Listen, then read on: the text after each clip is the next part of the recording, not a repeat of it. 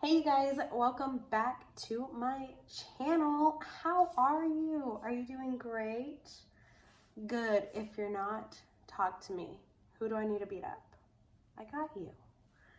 Anyways, as you can see by the title of this video, we are going to be talking about all the books that I have read in January, and I have a total of 7 books that we are going to talk about today. The last 3 are going to be very short, because they're prequels to a book that I will be going into depth later on. And then 2 of the books I already made a review about, so you already know. But I decided this would be a really fun video to make because I love books, I love reading. I like when people suggest books to me, so I'm gonna start suggesting them to you if you like to read. Okay, but anyways, don't forget to give this video a thumbs up, subscribe if you haven't, leave a nice little comment, a nice little note. I like reading those. And let's just go ahead and jump right into the video. I don't know what I did. I don't know why I did that, but I did. So let's just go ahead and get right into the video. I'm back. Okay, so the first book that we are going to talk about and that I have read in January is called The Hate U Give by Angie Thomas. This book, 5 out of 5 stars. I can tell you that right now. I give it a 5 out of 5. So good. Also, I just want to point out, if you take that away, it spells thug. It blew my mind when I watched the movie that, what? It also could be because I'm kind of dumb, but I think that's cool and I'm going to enjoy it. So whatever. Another interesting fact, well, that wasn't really a fact, but a fact about this is that Angie Thomas actually extended this from a short story that she wrote in college based on the police officers shooting Oscar Grant. So I thought that was really neat that it was based on that, because it's just a crazy world, you know what I mean? So I believe it was published February of 2016, 2017. I'm not 100% sure, but I know the movie came out October of 2018. So let's just go ahead and get right into it. So there's a young girl, her name is Star Carter. She basically has to live 2 different lives. She lives in a poor, mostly black neighborhood, but she goes to a school which is a white, preppy, rich school. So she doesn't want her friends at her school to know her life outside of the school, if that makes sense. Unfortunately, that is going to come to an end. Everything is going to come crashing down when she witnesses one of her old friends get shot by a police officer. His name is Khalil.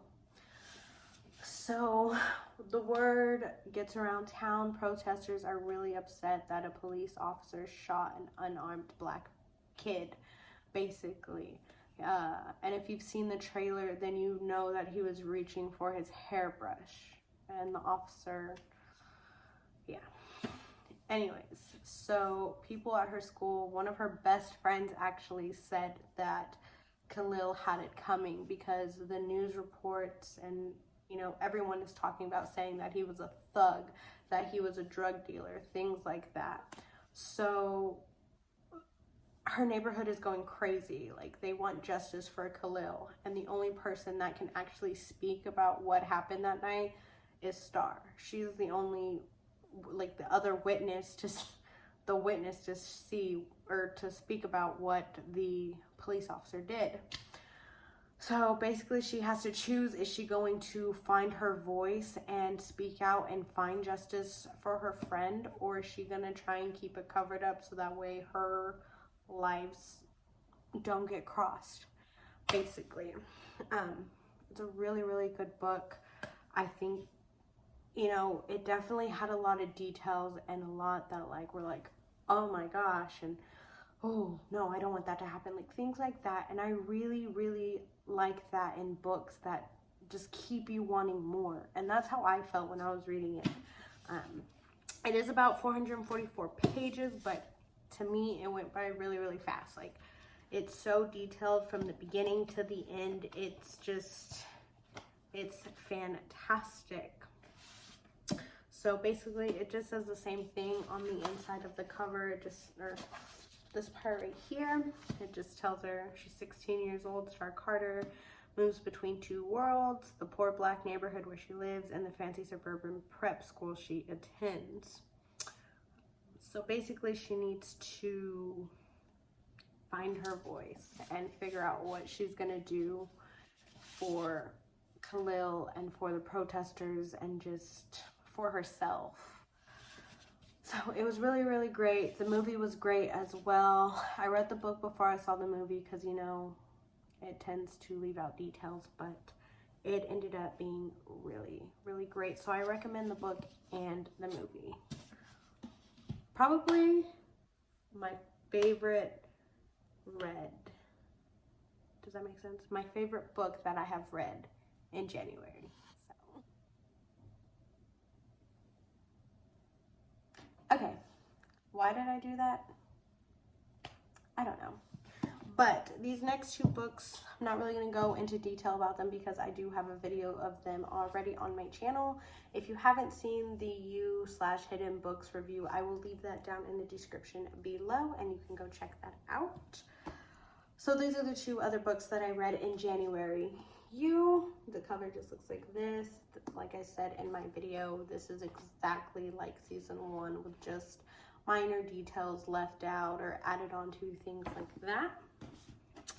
And then this one, Hidden Bodies, is a little bit different than season 2. There's a lot more details, a lot more just a different scenario than how season 2 went, but overall it was really, really great. So if you, excuse me, this water is getting to me. But if you haven't read these or seen the show, I definitely recommend them. I think that they're great. I really enjoyed those books a lot. So the next book and the last book that I have in copy form is Dorothy Must Die by Danielle Page. If you are a fan of The Wizard of Oz, you are going to love this book. It is the complete opposite. You think of The Wizard of Oz, you're like, oh, colorful and bright and pretty and happy and peppy and all that stuff. No, sweetie, not with this. Okay, so Dorothy Must Die is about a girl. Her name is Amy Gum. Yeah, Amy Gum. She is a high schooler who lives in Kansas, like Dorothy. She gets bullied by this girl named Madison. They call her Salvation Amy, things like that. Her dad left her and her mom a while back, and unfortunately her mom turned to drugs and partying and things like that. So her life's a little bit crazy. But one day her mom's is like, okay, Amy, like, I'm gonna go to a party, you can take care of yourself, whatever. So she leaves, and unfortunately a tornado happens and she's alone, but she has a pet rat, which is technically her mom's, but the pet rat's there. And funny enough, the pet rat's name is Star, I think. I really think it is because, like, I'm not gonna take, yep, cool, her name's Star as well. So the pet rat is named Star, cool. We get sucked up into a tornado and boom, she wakes up and she is in Oz. And she's thinking to herself, like, this isn't real, like, what? I've seen the movies, I saw the movie, I saw the book, like, what's going on? And she meets a bunch of different people and they're like, yeah, you are in Oz, like, there is a reason you're here. And they tell her she has to be the one to kill Dorothy. Now she's like, what do you mean I have to kill Dorothy? Like, didn't she save Oz? Like, I've seen it, I've read about it.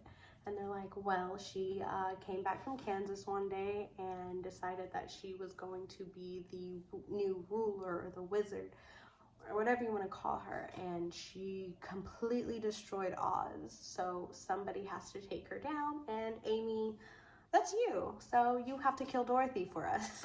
And she's like, I'm just an average Kansas girl. Like, is that why I have to kill her? Because we're both from Kansas or what? But it goes into detail about everything, all of her battles, all of the people that she meets, what she has to do. And yes, the Tin Man, the Scarecrow, and the Lion, unfortunately, they are evil as well. They are Dorothy's little minions, her, her partners. They were with her when they defeated the witch. And now that she's the queen of the land, of course, they're going to be right by her side. So it was really, really interesting. It was dark. It's a little graphic. But overall, it's a really, really great book. And I have to give it a 5 out of 5. Like, it's so good. Just so good. But the other books that I wanted to talk to you guys about that I don't have with me are the 3 other books. It's the prequels. The one is The Return of Oz, or no, There's No Place Like Oz. The Wicked Will Rot. No, that's the second book. It's The Witch Must Be Burned. And then the third one is like The Wizard Returns to Oz or something like that. I'll leave the names down in the description as well. Basically, those are the prequels, the novellas that lead up to this first book. So the first one is just about how Dorothy ended up back in Oz. The second one is about how she's getting more evil and how they have to find, the wicked have to find the people to defeat her.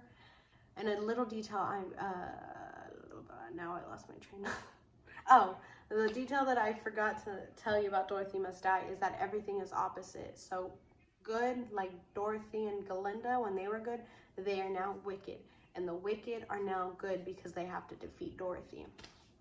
And then the third book, which is about the wizard, it tells you about his journey and what he did as a wizard and why he needs to change, things like that. So overall, it's a really good series so far.